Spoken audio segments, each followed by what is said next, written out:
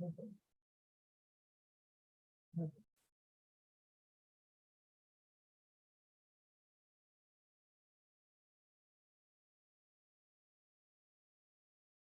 we are live. We close the other window.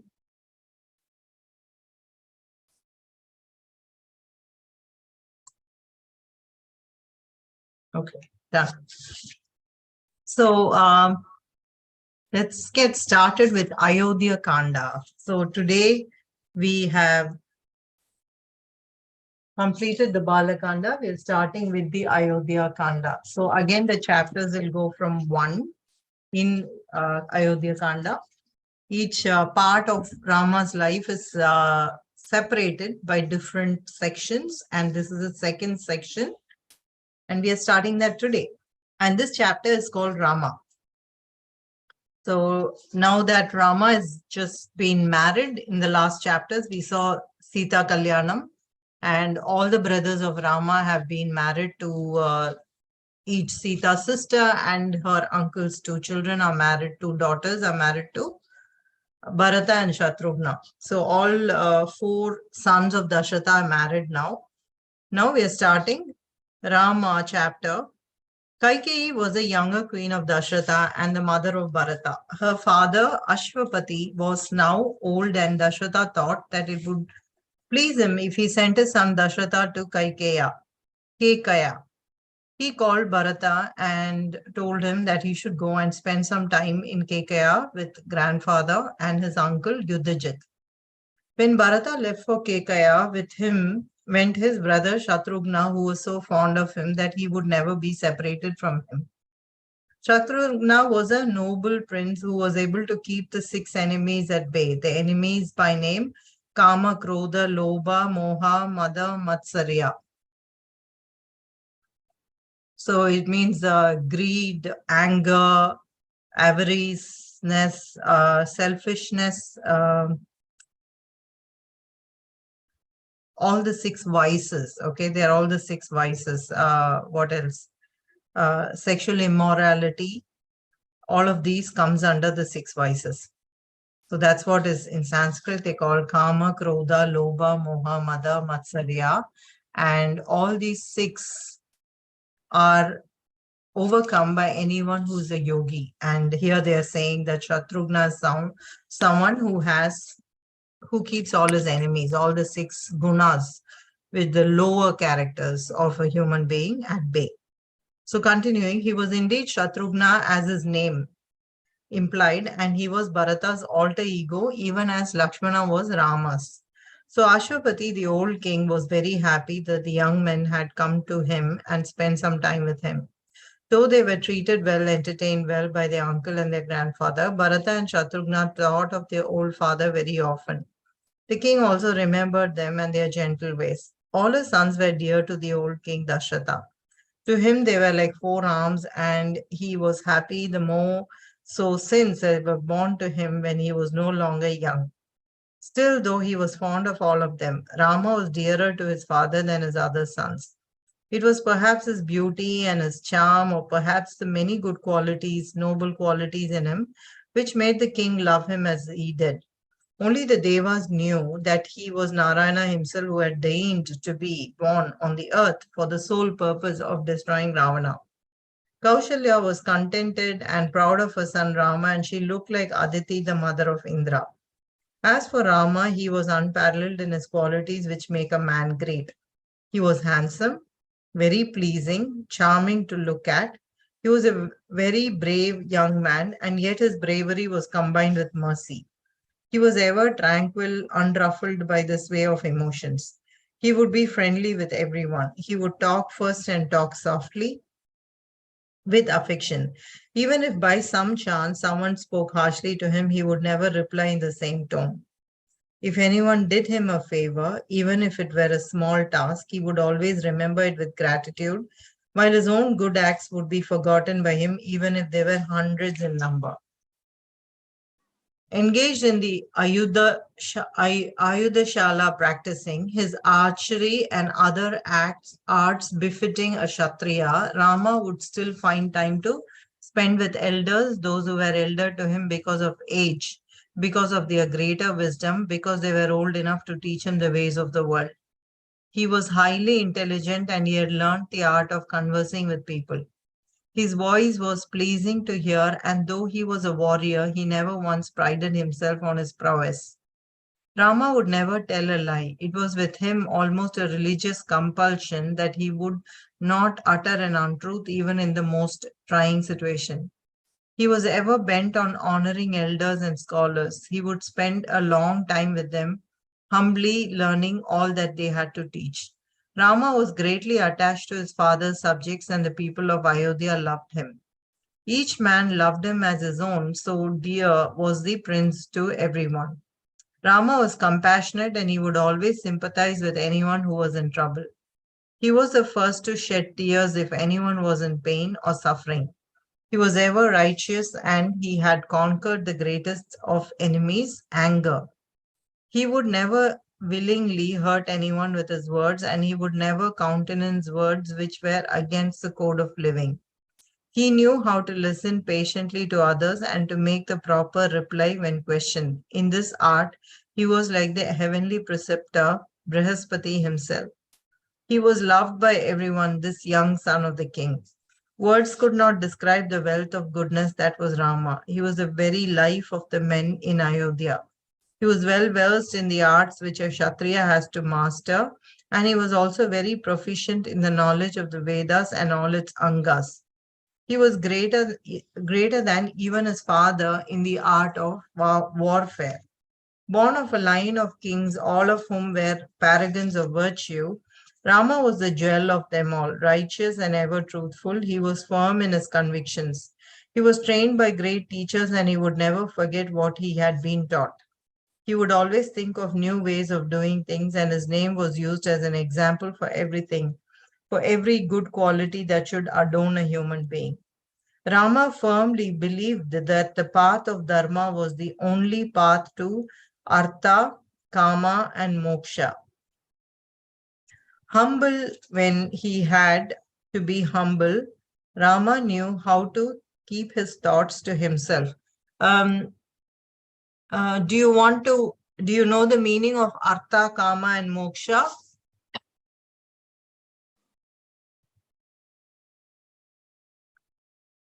Laya Surya? No, I don't know the meaning. You want to find out and tell me? I know the meaning, but I'd like to hear it from you. Okay. What was the word again? Artha, Artha. Kama, and Moksha. We can do it together if you like. Moksha is enlightenment, Kama is fulfilling desires, and Artha is wealth. Okay, yeah, tell me. Artha is prosperity, economic value. Yes. Kama is pleasure and love. Yes. And Moksha is spiritual values and liberation. Excellent. So human life's aim, purpose is Artha, Kama, Moksha, the way it is explained in Hindu philosophy. Okay. So what are they? Artha. Artha, Kama, and Moksha. And what is Artha? It is prosperity. Economic prosperity. Economic prosperity. So we all need money and to enjoy wealth, right? And Kama is pleasures and love. So we need good relationships, good clothes to wear, good, nutritious, tasty food to eat. So when we are satisfied with all this, then what else do we need? Moksha. What is moksha? Moksha is money. No, that's Artha. Kama Enlightenment. Is enlightenment. Liberation. Or liberation. So what is enlightenment, liberation? Is to come to a point where you are spiritually free of all these needs. Like liberated from all the 6 lower qualities. Kama, Krodha, Lobha, Moha, Mada, Matsarya. Apart from that, to become totally in God consciousness to the point where you're not affected by the ups and downs of life. That is called liberation. Ups and downs of life will come. When it's up, we feel happy. When it's down, we feel sad, right? When we get moksha or get liberated, means we are understanding and feeling, not just understanding from the mind, able to feel God from within. So the ups and downs of life does not affect you anymore. You're always having peace and bliss and joy. That state is called moksha. Okay. So the purpose of human life is to enjoy all these three. With or without knowing, we are running behind all these three. For money, for pleasure and love, and for freedom. Okay? Freedom from our emotions. So Rama firmly believed that the path of dharma was the only path. So what is dharma? Dharma is like your duty. Duties. So is that what you found? Can you explain, elaborate more on that? It's like what you are born to do or what your class does.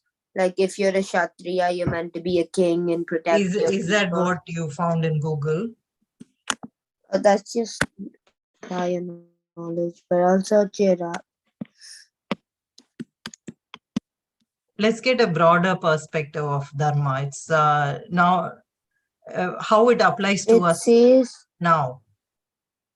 the eternal and inherent nature of reality regarded in Hinduism as a cosmic law underlying right behavior and social order.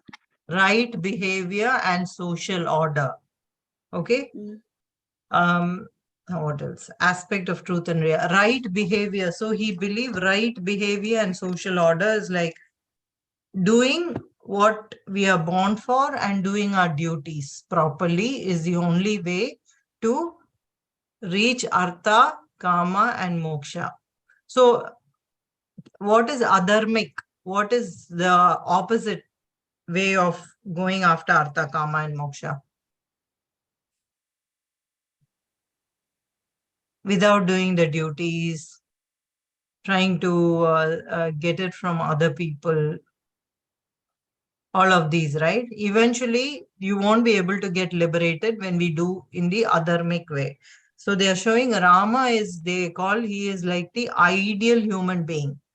So the entire chapter is about Rama, all his characteristics. At the end, I'd like you to say what you were able to take in and retain from the entire chapter, and tell me your perspective of Rama and what you learned from him and what you like to imbibe. Okay, so let's continue.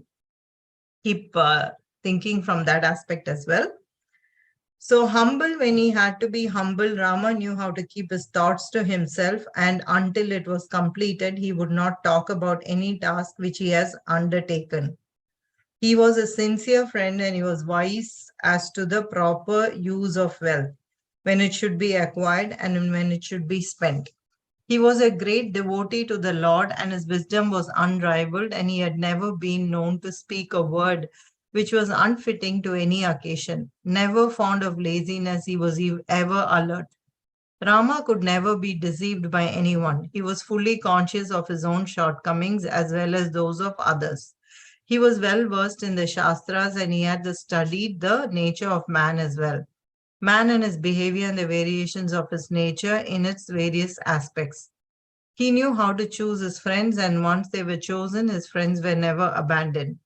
Protecting the good and punishing evildoers was the ultimate aim of Rama, and it was his nature to do every act at the proper time, and never once had he done a wrong act or spoken a wrong word.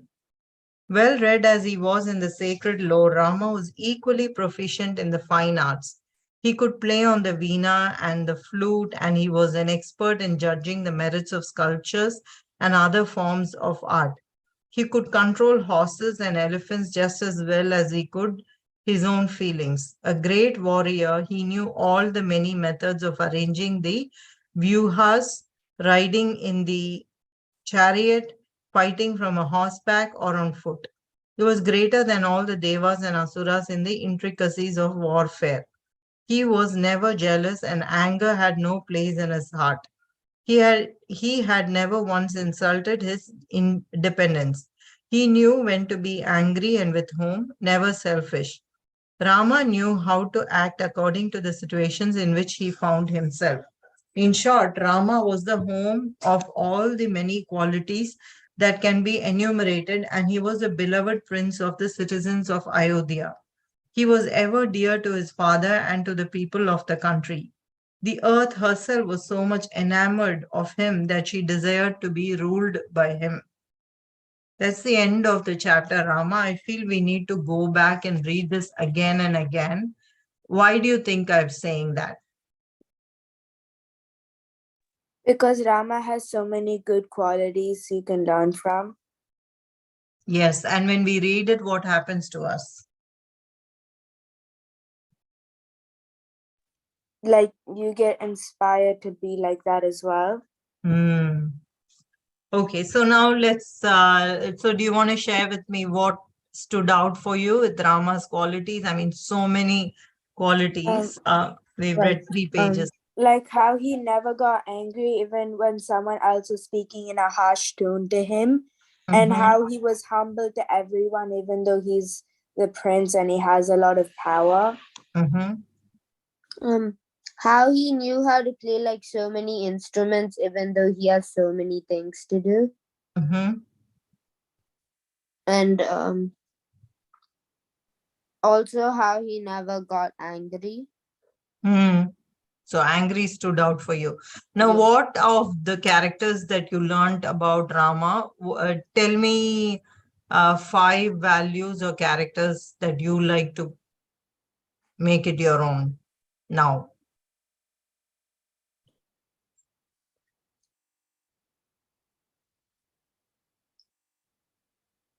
Think. Okay, tell me 3.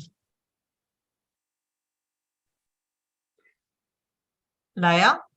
3. It's like what I said before, how he like never gets angry. Is it possible to not get angry? Like, Not really, but like control your emotions. I mean, It's not like like, what I meant. yeah. Like, yeah. Mm-hmm.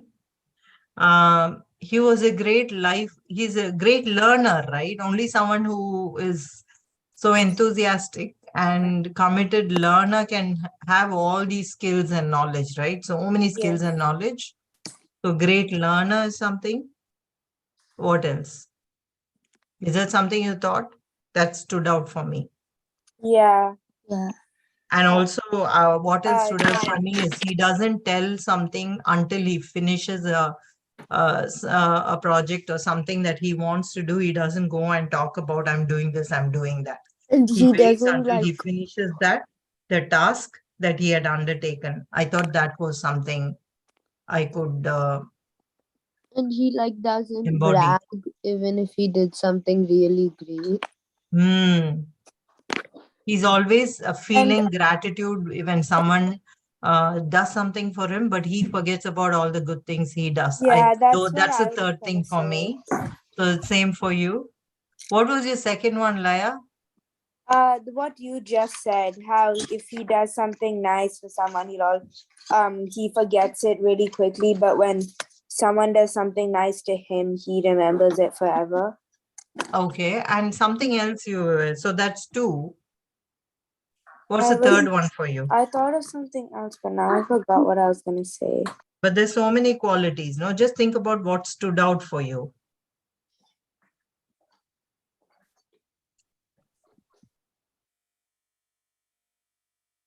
He's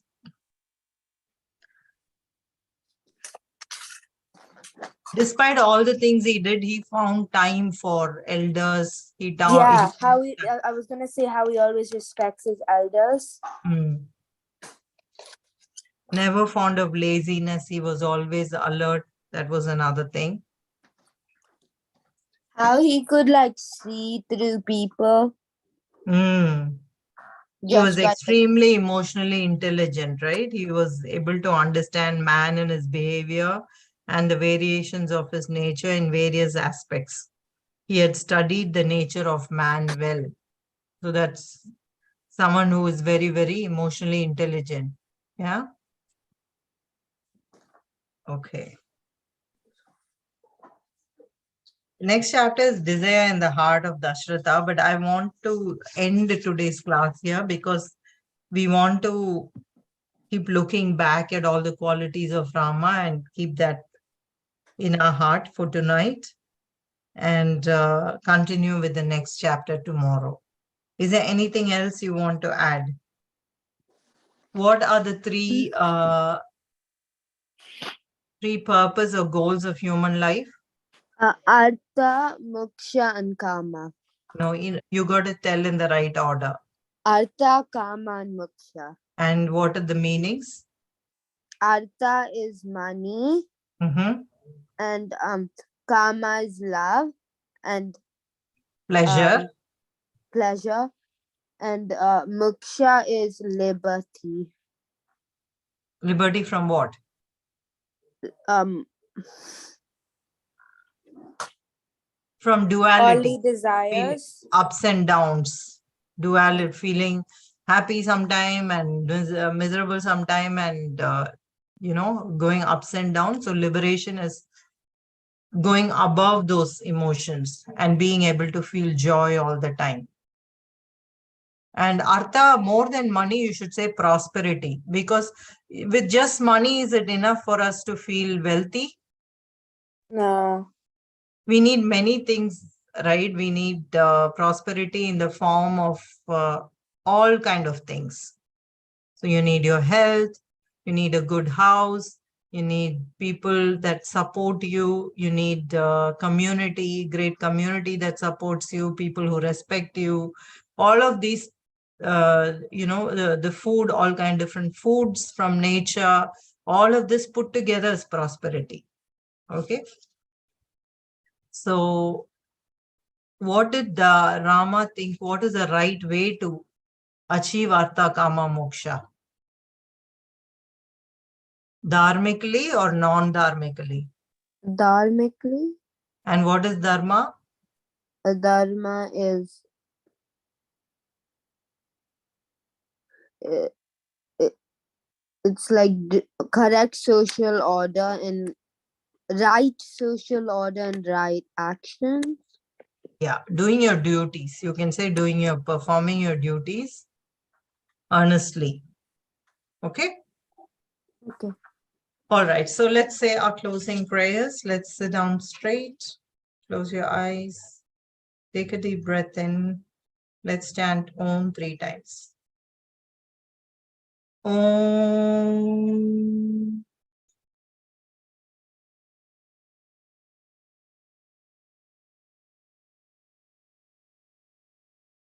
Om.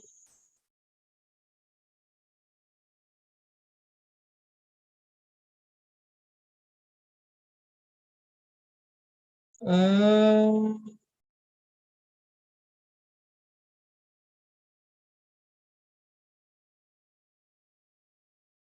Repeat after me or with me.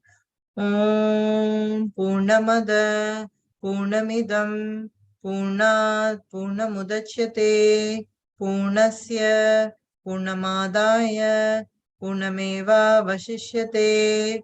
Om Shanti Shanti Shanti. Good night. Good night.